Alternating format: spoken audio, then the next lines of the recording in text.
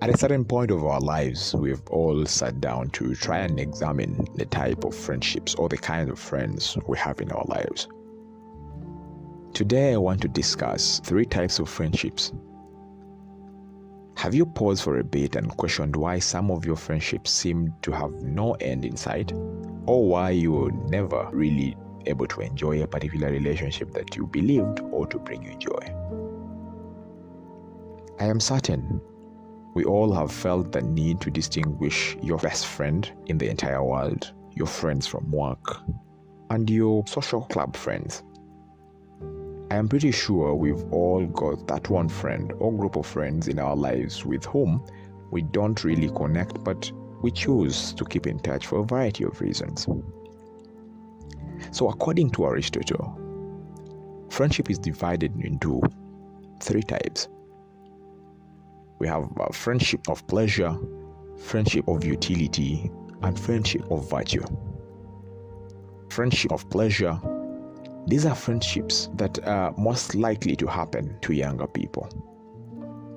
Majority of time, these companions have similar hobbies or interests, such as love for sports or music, and simply enjoy each other's company and the feeling of having something in common to talk about.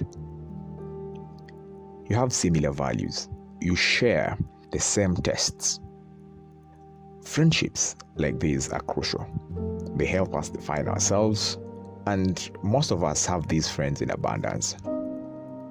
These friendships are based on shared interests and are peculiar in the way that they frequently come to an end when someone's preference or tastes change, since they are dependent on an external source. For instance, if I decided to leave Rotary after we were once the best Rotary buddies, we'll typically start to drift apart after a few months. Or maybe if you were in university and you became friends based on being in the same environment at campus or doing the same course. The moment you part ways, take different paths of life, and that's it. We have all had such friends.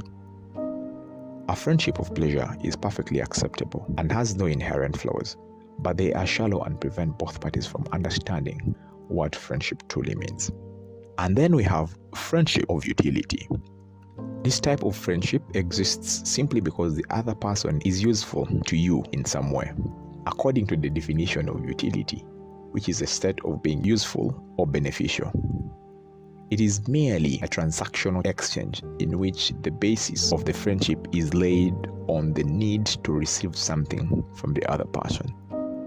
This kind of friendship has a shelf life because there is nothing left after the transaction is complete and both of you have received what you needed from the other. Many people are unaware of this because they are so mired in their own mindset at some point in their lives. But some of their friendships may actually be friendships of utility, where they and their friend have only been using each other for something surface level, like for a connection. You know this person who knows someone in this office that I would need to get to, so you befriend them with an end in mind. The moment they connect you to that person that you want to get to, you're done with them. When the transaction is over, you realize that the entire relationship was just a transactional one, even though you may have thought the friendship was more than that and may have been a friendship of pleasure. Although Aristotle does not condemn all friendships of utility as being bad, self-centered, or wrong, he does claim that these are the lowest level of friendships you can have. They accomplish their goal, but they don't offer the most fulfillment or meaning. In this kind of friendships, you will find yourself being used for various reasons. So you need to always look out for yourself when you're in these kind of friendships, because you never know what someone really wants from you. And in these kind of friendships, people are not involved emotionally. They can say whatever they want, do whatever they want, for as long as it helps them get what they're in for in the friendship. And then the third type of friendship is a friendship of virtue. Friendships of virtue are merely based on a shared admiration of the virtues that the other person values. These are the realest, yet the hardest to come by nowadays. This kind of friendship requires more time to develop because it is based on respect for and admiration of the values that each person upholds. This relationship should be able to stand on its own for a lifetime because there is no ulterior motive or purpose at play. This is basically a selfless relationship where each friend helps to realize the other's full potential. Although these types of friendships typically start in childhood, it is very possible to meet your friend soulmate later in life. Friendships of virtue have the drawback that if you don't want them, you won't see them. They could be packaged differently than your normal friendships.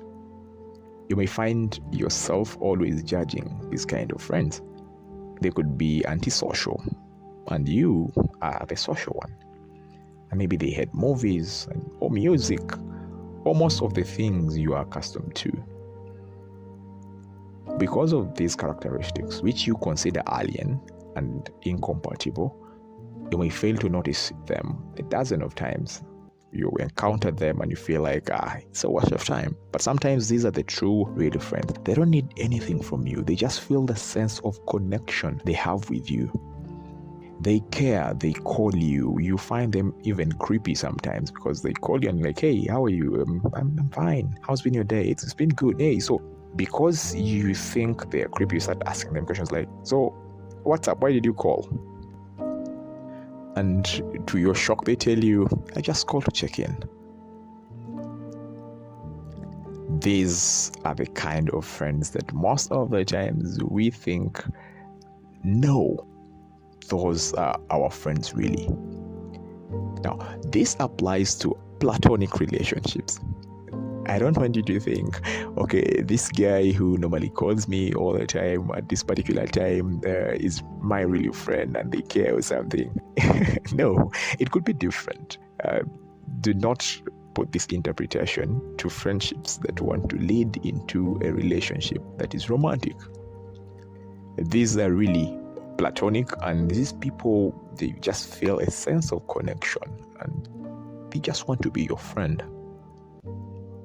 So, as you examine the type of friendship you have and talk yourself through the many times you're the one on the giving end of a relationship, starting conversations or making calls to check in, when you find yourself being there for all your friends, but no one is checking on you, and find yourself considering some of your friends as fake friends, we have that nowadays. Pause and fully examine the type of friendship you have with those people so that you do not have to force relationships. It hurts to be in a relationship that is one-sided, and you may end up asking yourself questions that may lead you to judging yourself, like maybe think you're not a very worthy friend, or look at yourself in a different way. But it's not about you. It's about the other person you're calling your friend.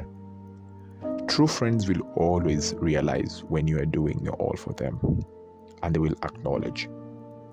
So don't be in a one-sided friendship, trying to prove yourself every single time and trying to do your best for the other people, not receiving the love back in return. Be careful on the friends you choose, and I hope that we make friends that are fruitful and beneficial to all of us. My name is Bwana Harry.